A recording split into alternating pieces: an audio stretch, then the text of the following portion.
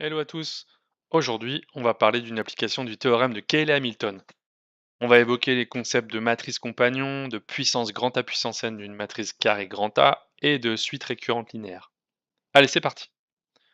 Voilà le plan de la présentation. D'abord, on va parler du déterminant d'une matrice compagnon.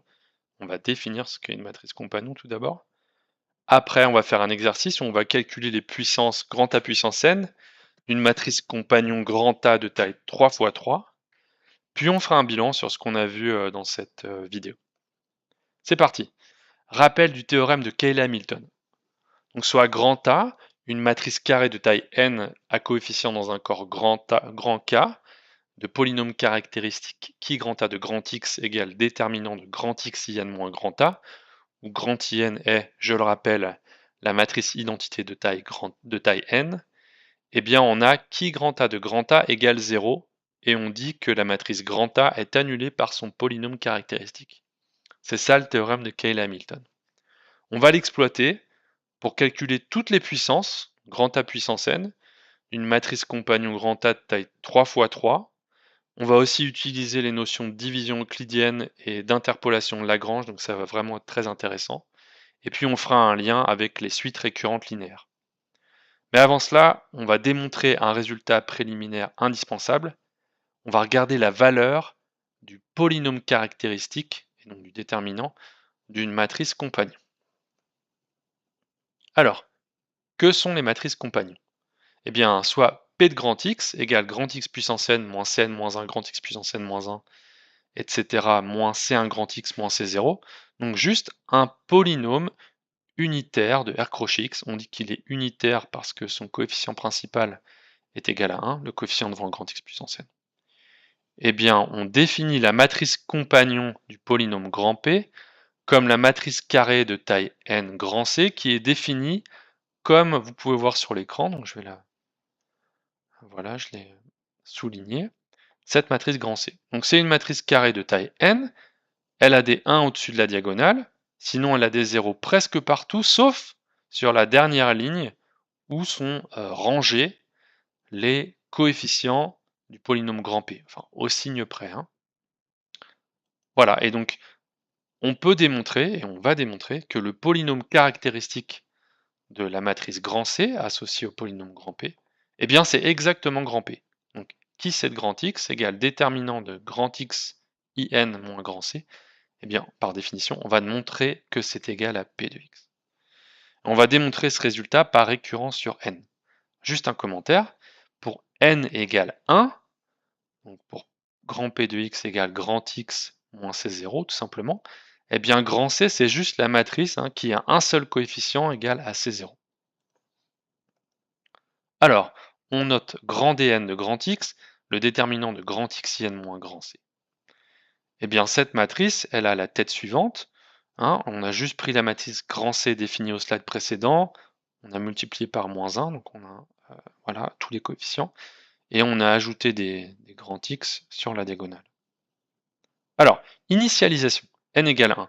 Comme je l'ai dit, dans ce cas, la matrice grand C est une matrice de taille 1 fois 1, donc dont le seul coefficient c'est C0. Et donc dans ce cas-là, le déterminant d'une matrice de taille 1 fois 1, c'est juste son coefficient. Donc grand D1 de grand X, c'est grand X moins C0, et puis dans ce cas-là, c'est P de X. Si n égale 1, on a juste X moins C0.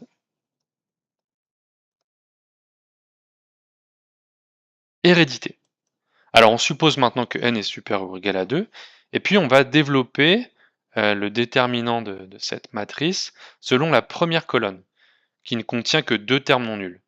Grand X, ici, tout là-haut, en position 1 fois 1, et moins C0, tout en bas à gauche, en position N1, c'est-à-dire sur la nème ligne et la première colonne. Alors on développe justement selon cette première colonne. Eh bien le déterminant grand Dn de grand X est égal à grand X fois le mineur en position 1, 1, plus moins 1 puissance n plus 1 fois moins C0, donc le coefficient en position N1, fois delta N1, donc le mineur correspond à la position N1. Et donc delta 1 et delta N1, ce sont les mineurs obtenus en supprimant toujours la première colonne, et respectivement, donc soit la première pour delta 1 ou la nème ligne pour delta n1. Alors delta 1 est simple à calculer. C'est le déterminant de la matrice n-1 fois n-1 en supprimant la première ligne et la première colonne. Mais si vous supprimez la première ligne et la première colonne, eh bien vous retombez sur une matrice compagnon. Vous tombez sur la matrice compagnon associée à ce polynôme-là, qui est un polynôme de degré n-1. Grand P1 de grand X égale grand X puissance n-1, moins Cn-1 grand X puissance n-2, etc. Et puis par hypothèse de récurrence, comme delta 1 est le déterminant d'une matrice de taille n-1 fois n-1, eh bien delta 1, ce déterminant, c'est P1 de grand X, justement par l'hypothèse de récurrence qui s'applique au rang n-1. Quant à delta n1, qu'on obtient en supprimant la ligne n ici et la première colonne, eh bien la matrice qui reste ici, si vous enlevez la première colonne et la dernière ligne, bah c'est une matrice triangulaire inférieure, avec des -1 sur la diagonale, et donc son déterminant, elle est de taille n-1. Donc son déterminant, c'est -1 puissance n-1. Donc on a trouvé delta 1 par hypothèse de récurrence, et on a trouvé delta n1 voilà, par formule simple déterminant d'une matrice triangulaire inférieure. Maintenant, si on regroupe tous ces résultats et qu'on les injecte dans la formule du haut, en passant au slide suivant, eh bien grand N de grand X est grand XP1 plus -1 puissance n plus 1 fois -C0 fois -1 puissance n-1. Et quand vous développez tout ça, vous tombez sur grand X P1 de grand X moins C0. Comme on l'a dit, par hypothèse de récurrence, on connaît P1 de grand X. Et maintenant, si vous multipliez ce P1 de grand X par grand X, et que vous supprimez C0 à la fin, eh bien, on tombe sur P de X, ce qui achève la récurrence. Donc on a démontré que le polynôme caractéristique de la matrice grand C, c'est le polynôme grand P. Et on a démontré que ce résultat était valable quelle que soit la taille n, quel que soit le degré n du polynôme grand P. Très bien. Eh bien, en évaluant cette identité en grand X égale 0, donc le polynôme caractéristique de C évalué en 0, on voit que c'est grand P de 0, et que c'est tout simplement moins C0. D'autre part, évidemment, le polynôme caractéristique évalué en 0, sa valeur c'est -1 puissance n fois le déterminant de grand C, et on obtient donc que le déterminant de la matrice grand C, eh bien, c'est -1 puissance n plus 1 fois C0. Voilà, donc passons à un cas concret d'une matrice compagnon de taille 3 x 3. Alors c'est bien une matrice compagnon ici, cette matrice grand A. Vous voyez qu'elle a des 1 au-dessus de la diagonale et que sinon elle a des 0 partout, sauf sur la dernière ligne.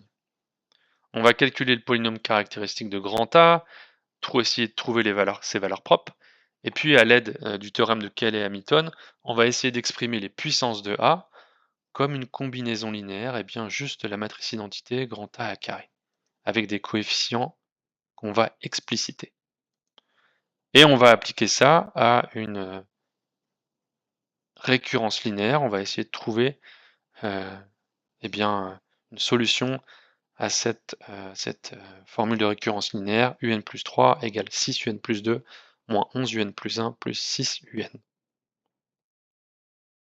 Alors, grand A, c'est une matrice compagnon, et si on applique les résultats qu'on a trouvés au-dessus, on sait que c'est la matrice compagnon associée à ce polynôme.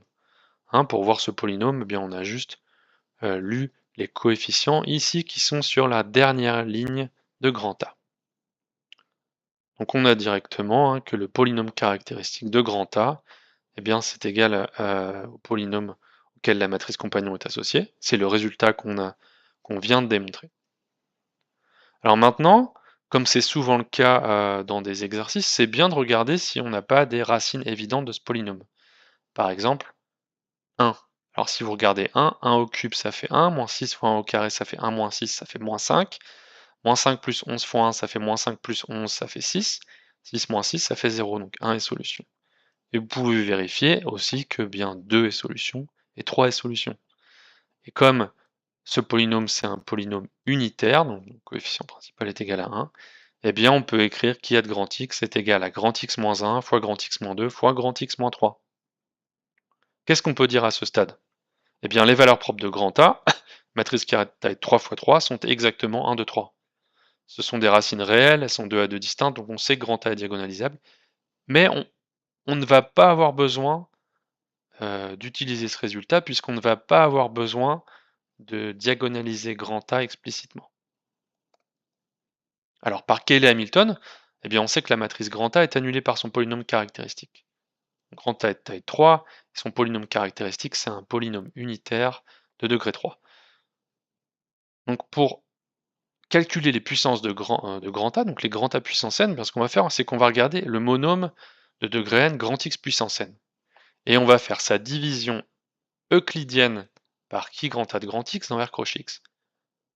Par les résultats habituels de division euclidienne, on peut écrire grand X puissance n comme un multiple de qui A plus un reste, et ce reste, il a un degré inférieur ou égal à 2, puisque le polynôme caractéristique, lui, est de degré 3. Dans cette égalité, en substituant x par grand A, eh bien on a grand A puissance n égale donc, Qn de grand A fois qui a de grand A plus grand Rn de grand A, et par Cayley-Hamilton, qui a de grand A égale 0. Donc finalement, grand A puissance n est égal au grand Rn de grand A, où grand Rn, eh bien, c'est le reste de la division euclidienne de grand X puissance n par qui de grand A, le polynôme caractéristique de grand A. Très bien, donc grand A puissance n égale grand Rn de grand A, qui est un polynôme de degré inférieur ou égal à 2, donc ça veut dire qu'on peut l'écrire sous la forme alpha n x au carré plus bêta n grand X plus gamma n. Et finalement, eh bien, calculer grand A puissance n, ça revient à calculer alpha n, bêta n et gamma n. C'est exactement ce qu'on va faire. Alors, on a vu que 1, 2 et 3 étaient les racines de Kia, et qu'on a cette identité polynomiale. Eh ben, on peut évaluer cette identité polynomiale pour grand X égale 1, grand X égale 2 et grand X égale 3. Et à chaque fois, eh bien, ce terme ici, qui est un multiple de Kia, donne 0. Donc on a 1 puissance n égale Rn de 1, 2 puissance n égale Rn de 2, 3 puissance n égale grand Rn de 3. Et donc le polynôme grand Rn, ce résidu, c'est donc l'unique polynôme de degré 2 qui permet d'interpoler les points 1 puissance n, 2 puissance n et 3 puissance n. Eh bien, vous savez, hein, avec les formules habituelles des polynômes interpolateurs de Lagrange, qu'on peut donc écrire grand Rn de grand X sous cette forme. Les polynômes de Lagrange sont très simples, hein, je vous invite à regarder par vous-même les résultats sur ces polynômes, et du coup on peut écrire grand Rn de X sous cette façon. On simplifie les dénominateurs, ici, ici et, et ici, et après simplification, eh bien, on a Rn de grand X sous cette forme. Parfait. Évaluons en grand A, puisque vous avez l'égalité polynomiale grand X puissance n égale Rn de X modulo qui a, donc voilà. Donc ça nous donne grand A puissance n égale à cette expression, où vous voyez qu'on a juste des puissances de A, on a l'identité, on a A et A carré. Alors ce qu'on peut faire aussi, c'est, eh bien, on peut trouver, on a ces coefficients alpha n, bêta n et gamma n. Quand on en est là, quand on a cette forme-là, eh bien, on peut les trouver, alpha n, bêta n et gamma n, juste en développant. J'ai fait ça sur ce slide. Vous pouvez mettre pause si vous voulez refaire le calcul par vous-même. Je ne vais pas le détailler plus que ça, mais je vous encourage à le faire. Et donc, on arrive à obtenir que alpha n est égal à ça, bêta n est égal à ça, et puis gamma n est égal à ça. Et vous pouvez faire des petits checks pour les faibles dimensions, n égale 1, n égale 2. Voilà, bon bah très bien. Donc maintenant, comme je l'ai dit, hein, en remplaçant grand X par grand A, on a grand A puissance n égale Rn de A, et donc ça vous donne cette égalité. Ou alors, grand A puissance n égale alpha n à carré plus bêta n grand A plus gamma n fois la matrice identité de taille 3, où vous avez calculé ces coefficients au slide précédent. Très bien. Donc si on récapitule, on a réussi à trouver la matrice grand A puissance n sans faire de multiplication matricielle, mais en utilisant le théorème de Cayley-Hamilton et une division euclidienne. Voilà, alors vous pouvez vérifier le résultat pour n égale 0.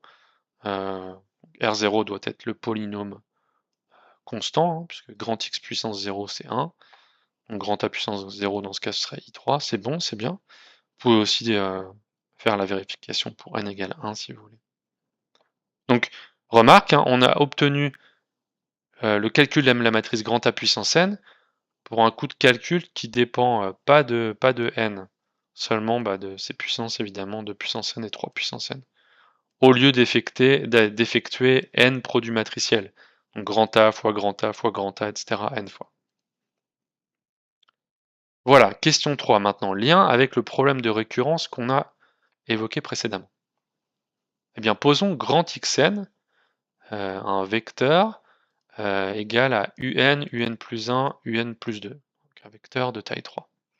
Eh bien, cette formule de récurrence ici, elle se réécrit en fait que le vecteur grand Xn plus 1 est égal à grand A, la matrice carrée de taille 3, fois le vecteur grand Xn. Et donc, par une récurrence évidente, hein, on a grand Xn qui est égal à grand A puissance n, donc produit matriciel de A n fois grand X0, U0, U1, U2. Et bien, comme grand A puissance n, on sait l'exprimer sous la forme alpha n a carré plus bêta n grand A plus gamma n grand I3, eh bien, on en déduit que la suite UN, c'est juste une combinaison linéaire des suites géométriques associées aux valeurs 1, 2, 3. Donc on peut écrire UN sous la forme A fois 1 puissance n plus B fois 2 puissance n plus C fois 3 puissance n, où A, B et C ne dépendent pas de n, et elles vont juste dépendre, ces constantes, bien des conditions initiales, hein, U0, U1 et U2. Bon, qu'est-ce que Cayley-Hamilton apporte vraiment ici? Eh ben en fait, avec le théorème de Cayley-Hamilton, on peut, comme on vient de le voir, justifier rigoureusement que l'espace des solutions de la récurrence linéaire qu'on a étudiée, elle est exactement engendrée par les suites lambda puissance n pour lambda, valeur propre de grand A.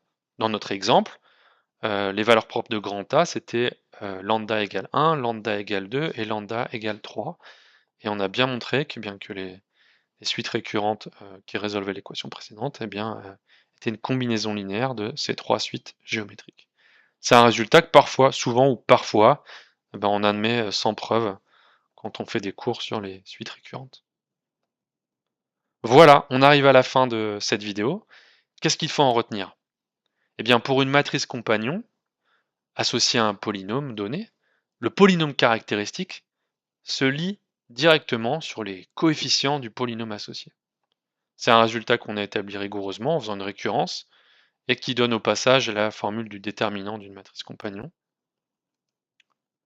Ensuite, le théorème de Cayley-Hamilton, il transforme un problème de calcul de puissance de matrice en un problème de division euclidienne, puis interpolation sur les polynômes. On utilise les polynômes de Lagrange, non et c'est beaucoup plus facile à utiliser en pratique que d'effectuer une diagonalisation complète d'une matrice.